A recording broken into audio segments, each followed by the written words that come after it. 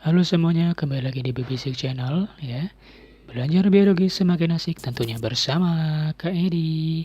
Nah, ini merupakan video part 2-nya. Jadi di video part 1 kemarin Kakak udah ngejelasin tentang meristem, epidermis, parenkim ya.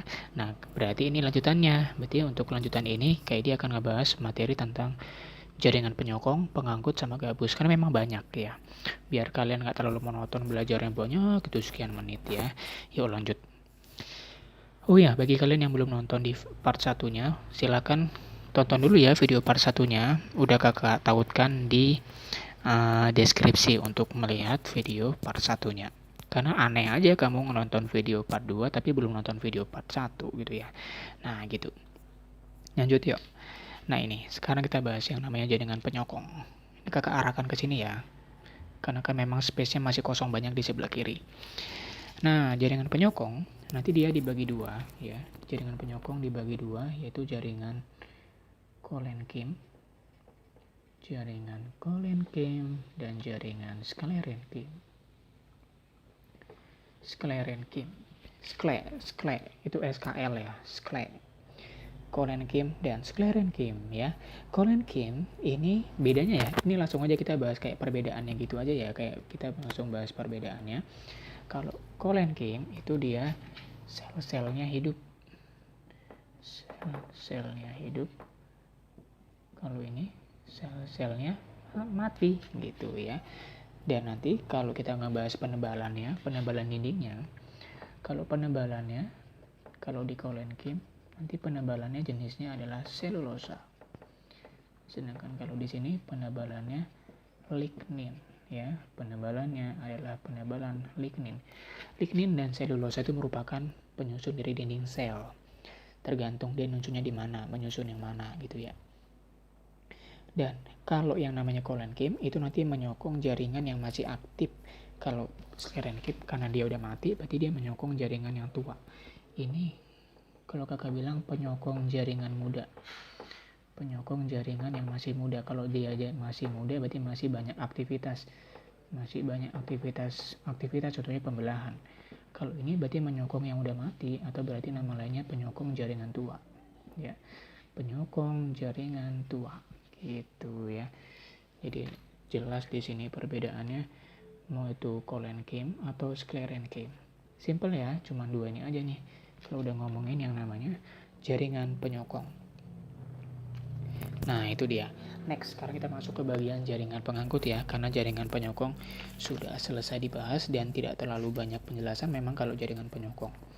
Lanjut, sekarang kita masuk ke bagian selanjutnya yaitu jaringan pengangkut. Kalau ngomongin jaringan pengangkut, kakak jelasin dulu di sini.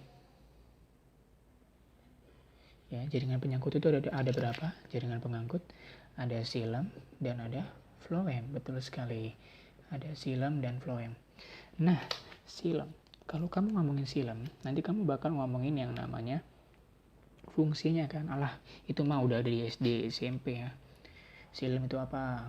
Mengangkut air dan unsur hara gitu kan. Atau mineral. Kan gitu-gitu aja kan. Phloem, FF. EF, mengangkut hasil fotosintesis. Udah ini mah terlalu standar. Itu mah SD SMP udah dibahas ya. Kalau SMA jangan itu yang dibahas. Tapi apanya? Unsur penyusunnya gitu ya. Namanya udah SMA. Masa masih yang ini? Nggak mungkin lah ya. Nah, nanti unsurnya ada siapa aja kak kalau di xilem. Kalau udah ngomongin xilem, nanti kamu ngomongin yang namanya trakea ya. Trakea. Ada trakea, ada serabut xilem. Serabutnya dan parenkim. Ingat tadi parenkim ada di mana-mana kan? Dia juga menyusun yang namanya xilem.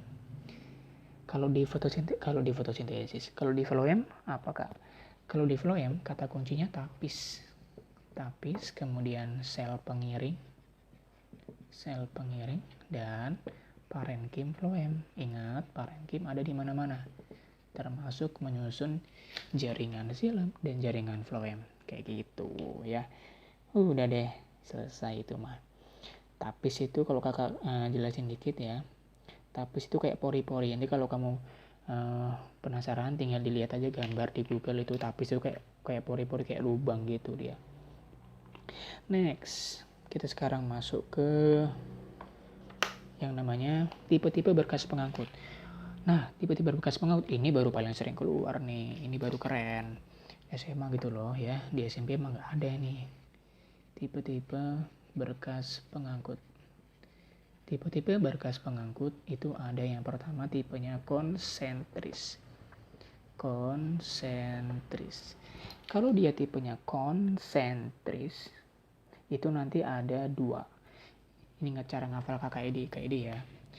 Di sini di KKED kasih cara ngafal nih atau cara pemahaman yang lebih ringan. Ada 2 nanti. Ingat tulisannya amfikibral. 2 amfifasal. Amfikibral, amfifasal. Nah, itu. Ingat, depannya sama-sama apa? Sama-sama ngomongin apa depannya? Sama-sama ngomongin amfi. Nih. Sama-sama ngomongin amfi, ya kan? Cuma setelah amfi apa di sini? Ini K, ini F. Ini ngomongin apa? Silam sama floem. Silam sama floem, X dulu apa F? F dulu baru X. Berarti K sama V duluan siapa? K dulu. Berarti di sini nulisnya gini. F dulu baru X. Di sini dibalik aja. X F. Itu maksudnya silam floem, ya. Jadi nanti bentuknya kayak begini. Kalau yang amfikibral, floem, kan konsentris itu bulatan. Yang di luar floem, yang di dalam silam kan Fx. Sama kan? Fx. Yang di luar F, dalam X. Kalau di sini dibalik aja. Ya kan? Yang di luar X, dalamnya F. XF, ya kan? Itu, ya kan? Simpel ya, gitu cara ngafal. Ini cuma bukan cara ngafal, cara memahamin konsepnya biar enak gitu. Nah, selanjutnya nanti kamu juga akan ketemu sama yang namanya jenis-jenis yang selanjutnya, yaitu kakak geser sedikit ya. Nah, itu tadi jenis-jenisnya biar tidak terlalu kena cahaya ya. Nah, yang kedua nanti ada jenisnya tipe kolateral. Kalau yang kedua tipenya tipe kolateral. Kalau tipe kolateral ini mengatakan keberadaan kambium. Ada nggak kambiumnya? Gitu aja sih. Nanti yang pertama kolateral terbuka. Ya, terbuka. Dan yang kedua kolateral tertutup. Tertutup.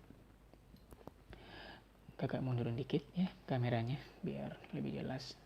Nah, kalau kolateral terbuka ya, kalau kolateral terbuka itu nanti ada kambiumnya. Jadi di sini kakak buat aja langsung ada kambium. Ada kambium. Sedangkan ini tidak ada. Gitu doang aja. Di antara silam sama floem ada kambium. Kalau kolateral tertutup nggak ada kambium. Gitu aja. Nah, kalau yang ketiga radial. Radial itu kayak lingkaran. Di sini ya, karena di sini nggak cukup atau sini nggak apa-apa.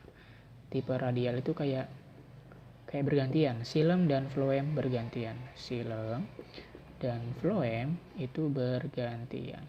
Silam dan floem bergantian. Kayak gitu ya. Misalnya gini gambarnya.